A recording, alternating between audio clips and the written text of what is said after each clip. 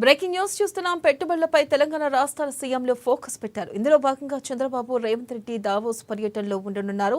ఇక రాష్ట్రానికి పెట్టుబడుల ఆకర్షణే లక్ష్యంగా ముఖ్యమంత్రి చంద్రబాబు నేటి నుంచి 4 రోజుల పాటు దావోస్ లో ఉండనున్నారు. ఇక దీనిపై మరింత సమాచారాన్ని మా ప్రతినిధి రాంబాబు అందిస్తారు. రాంబాబు,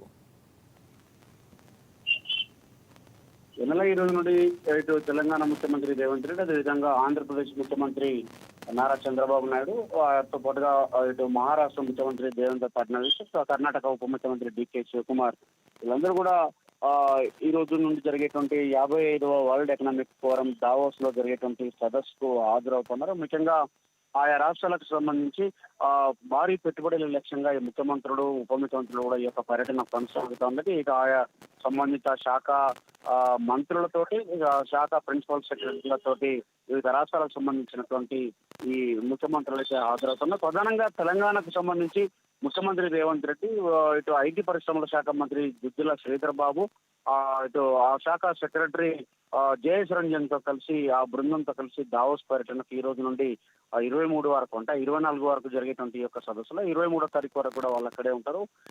గతంలో దావోస్ పర్యటనలో సుమారుగా 40,000 కోట్ల రూపాయల పెట్టుబడులను ఆకర్షించినటువంటి ముఖ్యమంత్రి రేవంత్ రెడ్డి మరొకసారి కూడా ఈ యొక్క పెట్టుబడులను, భారీ పెట్టుబడులను తీసుకొచ్చేందుకు ఒక ప్రయత్నం, అంటే అక్కడ ఉన్నటువంటి వివిధ కంపెనీలతోటి, వివిధ పెట్టుబడిదారులతోటి, ఇన్వెస్టర్లతో కూడా మాట్లాడేటువంటి అవకాశం ఉంది. వాళ్ళతో సమావేశాలు నిర్వహించడమే కాకుండా ఎంఓయూలు కూడా చేసుకున్నటువంటి అవకాశం ఉంది. గతంలో చేసినటువంటి 40,000 పెట్టుబడులకు సంబంధించినటువంటి సుమారుగా 18 పనులకు సంబంధించి దాంట్లో 10 పనులు పూర్తిగా వస్తున్నాయి, 7 ప్రోగ్రెస్ లో ఉన్నాయి, ఇంకొక పని పూర్తిగా స్టార్ట్ కాలేదు. కానీ ఈసారి కూడా పెద్ద ఎత్తున వివిధ కంపెనీలతోటి ఒప్పందాలు చేసుకోవాలని చెప్పేసి భావిస్తున్నారు. తెలంగాణకు ఇటు ఈ యొక్క పెట్టుబడులను తీసుకురావడమే కాకుండా, పరిశ్రమలు నెలకొల్పడమే కాకుండా ఉపాధి కల్పించేటువంటి లక్ష్యంతో ఈ యొక్క తెలంగాణ రాష్ట్రంలో అటు ఉపాధి రంగాన్ని మరింత డెవలప్ చేయాలని చెప్పేసి భావిస్తా ఉన్నారు. ఇటు నిరుద్యోగ యువతకు అనేక మంది కూడా ఉపాధి దొరుకుతాయని చెప్పేసి భావిస్తున్నటువంటి నేపథ్యంలోనే ఈ పెట్టుబడులను ఆకర్షించేందుకు ఈ యొక్క పర్యటన కొనసాగుంది. రాష్ట్ర పురోభివృద్ధి కోసం ఈ యొక్క పెట్టుబడులు ఉపయోగపడతాయని చెప్పేసి రాష్ట్ర ప్రభుత్వం భావిస్తా ఉన్నది. ఇటు ఈ తెలంగాణ ప్రాంతం, ముఖ్యంగా హైదరాబాద్, ఇటు వివిధ పెట్టుబడులకు కానీ, లేకపోతే ఇక్కడ ఉన్నటువంటి పరిశ్రమలు నెలకొల్పేందుకు అనువైనటువంటి ప్రాంతం అని చెప్పి హైదరాబాదు ఇతర రాష్ట్రాలతో కలిపి దేశంలో కూడా అత్యంత అనుకూలమైనటువంటి వాతావరణం ఉందని చెప్పేసి చెప్పేటువంటి ప్రయత్నం ఇప్పటికే ప్రభుత్వం తరఫున చేస్తాందో. ముఖ్యమంత్రి ఇటు మంత్రి దుద్దిల శ్రీధర్ బాబు ఇద్దరు కలిసి ఈ యొక్క ఇటు ఇన్వెస్టర్లతో సమావేశాలు నిర్వహించడమే కాకుండా ఎంఓయూలు కూడా చేసుకున్నటువంటి అవకాశం ఉన్నది.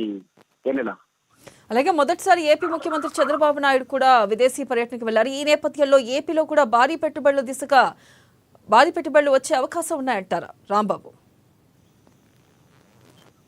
తప్పకుండా వీళ్ళ నారా చంద్రబాబు నాయుడు గతంలో ఉమ్మడి ఏపీ ముఖ్యమంత్రిగా పనిచేసినప్పుడు కానీ, లేకపోతే ఏపీ విభజన తర్వాత కూడా కొత్త రాష్ట్రానికి కూడా అనేక ప్రాజెక్టులు తీసుకొచ్చినటువంటి అనుభవం ఉన్నది.